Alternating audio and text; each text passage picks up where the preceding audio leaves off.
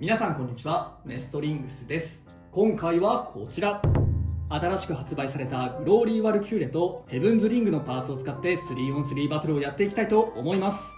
今回対戦するのは私、野水航とつぶやきさん太郎です。よろしくお願いいたします。お願いします。今回は私、野水航がヘブンズ・リングのパーツを使います。そしてつぶやきさん太郎がグローリー・ワルキューレのパーツを使っていきます。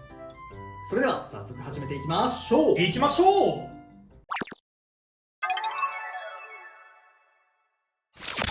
最初にシュートポジションを決めるじゃんけんをします。最初はグー、じゃんけんぽい。左。お互いのファーストベイ、せーの、じゃん。グローリー・ワルキューレ E。 ウィザードロット 160H。 ファーストバトルレディーセット、3、2、1、ゴーシュッ。ワルキューレの攻撃力の高さを見せていきたい。そうね、もうロットだからね。さあロットをどこまで飛ばせるか。うわいや、めっちゃ位置は良かったがね、出しきれんかったな。いやー、いい感じの攻撃ではあったんだけれども、いや、後半でも飛ばしはするね。めっちゃ飛ばしたね今、いや本当に当たった位置って感じ。スピンフィニッシュ、ウィザードロットに1ポイント。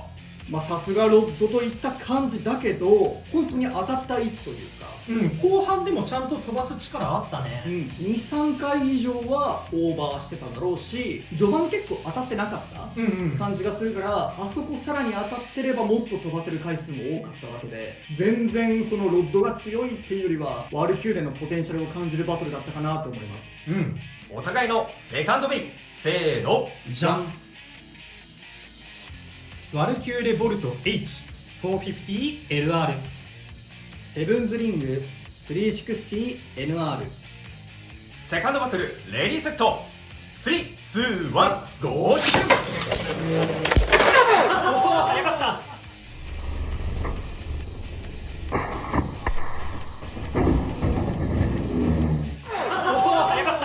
オーバーフィニッシュ、ワルキューレに2ポイント。やったぜ。衝撃ちゃんと当たったのよかったな。今回さ、ヘブンズリングが丸い1000円系、かなり綺麗な丸だから、あえて真ん中にそのままシュートしてとどめてみたら、どれぐらい相手の攻撃を受け流せるかなと思ってやってみたの。さすがに無理だったね。なるほどね。ど真ん中直撃は厳しかったか。わざとど真ん中。なるほど。私は落としました。お互いのサードベイ、せーの、じゃん。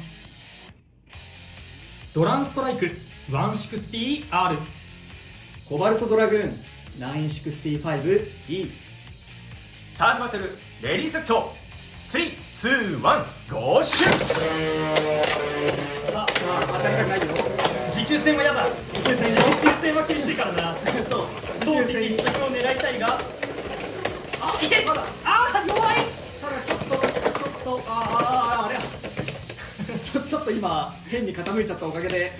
スピンフィニッシュ、コバルトドラグーンに1ポイント。よーし、ちょっと途中こっちのパワーが少ないかなって思ったんだけど、ストライクが姿勢崩しちゃったっていうことがあって勝てたかな。そうね、あとエクストリームダッシュが弱かった。サードバトルでも決着がつかなかったので、デッキの順番を入れ替えて続きからやっていきます。お互いのフォースベイ、せーの、じゃん。グローリー・ワルキューレヘブンズリング。フォースバトルレディーセット、3、2、1、ゴーシュッ。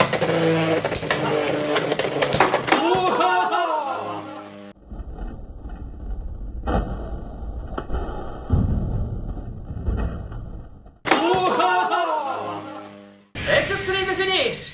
ュ、ワルキューレに3ポイント。ということで、このバトルの勝者はつぶやきさん太郎だ。やったぜ。いや、しっかり攻撃力あるよこれ。しっかりいいとこ見れたね。やったぜ。はい、ということで今回は新パーツを使った 3on3 バトルをやってきました。いかがだったでしょうか。まあちょっと今回新しいベイが2つ出たということと、話したいことがねちょっと多めになってしまうかもしれないなということで、前は1本の動画でまとめてね参戦とかして話していたんですが、今回はちょっと分割して話していきたいと思います。はい。なので今回はじゃあ活躍したグローリー・ワルキューレについて話していきましょうかね。じゃあこっちが使ったグローリー・ワルキューレなんだけど、いやーしっかり攻撃力があるいいベイだねこれは。。うん1戦目はね、ウィザードロットと戦った時にその攻撃力をね、ちょっと発揮しきれなかったところはあったんですが、4戦目の時にしっかり相手を弾き飛ばしてエクストリーム取れたのは良かったなと思いました。で、さっきも言った通り、このベイめちゃくちゃ攻撃力があって、エクストリームダッシュしても強いし、エクストリームダッシュしてなくても強いなと僕は思っています。どの状態で当たっても相手を吹っ飛ばす力がちゃんとあるなと感じていて、1戦目のウィザードロットと当たった時も、勝利こそしなかったものの、バトル後半でも相手を吹っ飛ばすっていうところが見れたなって思ってて、ちゃんとバトル後半でも当たり方によっては相手を吹っ飛ばしてオーバー取ったりできるポテンシャルがあるので、最後まで何が起こるかわからないというか、最後まで期待を持つことができるベイだなという風に感じました。で、このベイ、バネが入ってはいるものの、このバウンド機構のおかげで相手を吹っ飛ばしてるのか、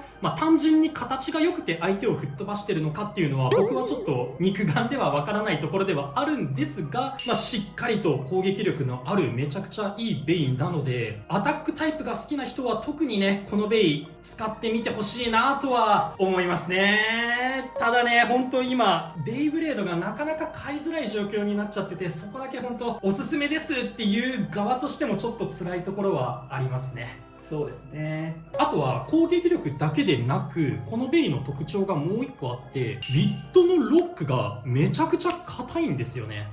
シャフトの太いアタック系のビットじゃなくって、スタミナ系のシャフトの細い、本来だとすっぽ抜けやすいビットでも、このグローリーワルキューレにくっつけるとすごく硬くなるので、今回僕はエレベートで使ったんですけど、こういう本来エレベートって結構バースト怖いなっていうバーストリスク高めのビットではあるんですが、グローリーワルキューレにつけることによってあんまりバーストリスク気にすることなく、こういうビットも使えるようになるなっていう風に感じました。これもグローリーワルキューレの強いところの一つだなと思っています。それに関してはさっきさ、エクストリームダッシュをしても強いし、しなくても強いっていうような話をしたじゃないですか、なのでビットの選択肢は他のアタックタイプに比べてかなり多いようなそうだね、印象がありますね。スケールも結構ね、いろんなビット使えましたが、ちょっとバーストが怖いなっていうようなビットをあえてこのグローリーワルキューレに使ったりとか、それこそ回転力を長めに保つためにボール軸とか、すごくこう長く回るようなビットをあえて採用して真ん中で待ち構えるような形にしてバウンド場で飛ばす回数を増やす、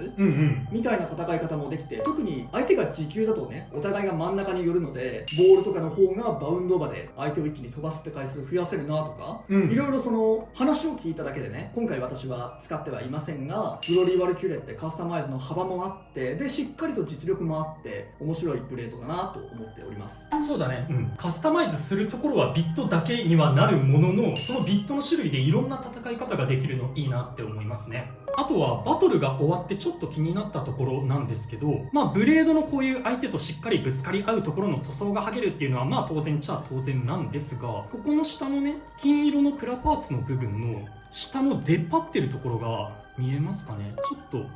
えぐれてるような感じになっていて、ここにダメージくるんだっていうのをちょっと戦い終わってみて気づきましたね。ここが発火というよりもえぐれちゃってるので、あんまりここのダメージがひどくなってくるとちょっと使いづらくなってくるなっていうところはあるので、ちょっとそこは要注意かなと思いました。でもう一つちょっとグローリーワルキューレの気になる点なんですが、これは自分でも動画外で使ってて思った話ではあるんですが、このバネで相手を飛ばすっていう機構が自分側に返ってくる反動も大きいのかなって思うところがあって、ちょっと今回のバトルで見られたかどうかはわからないんですが、こう相手にぶつかりに行った時にぶつかった相手よりも自分の方が大きく吹き飛んでるみたいな場面をちょこちょこ見かけるような気がしていて、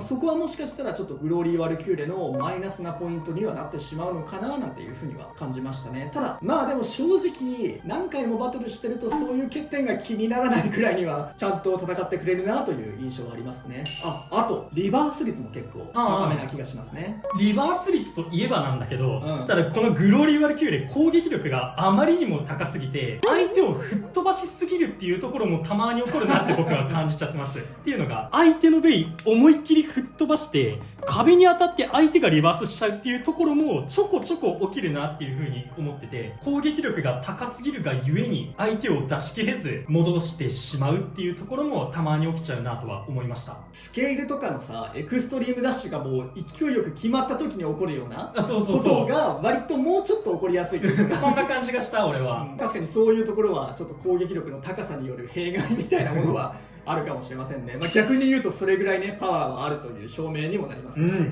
今回ちょっとね、私が扱ったヘブンズリングの方は活躍ができなかったんですが、結構ヘブンズリングも強いブレードだと思っております。できれば次回の動画とかでおそらくヘブンズリングの話をしますので、よければそちらの方もご覧いただければなと思います。ということで、この動画が良かったらグッドボタンとチャンネル登録よろしくお願いいたします。それではまた次の動画でお会いいたしましょう。バイバイ。バイバーイ。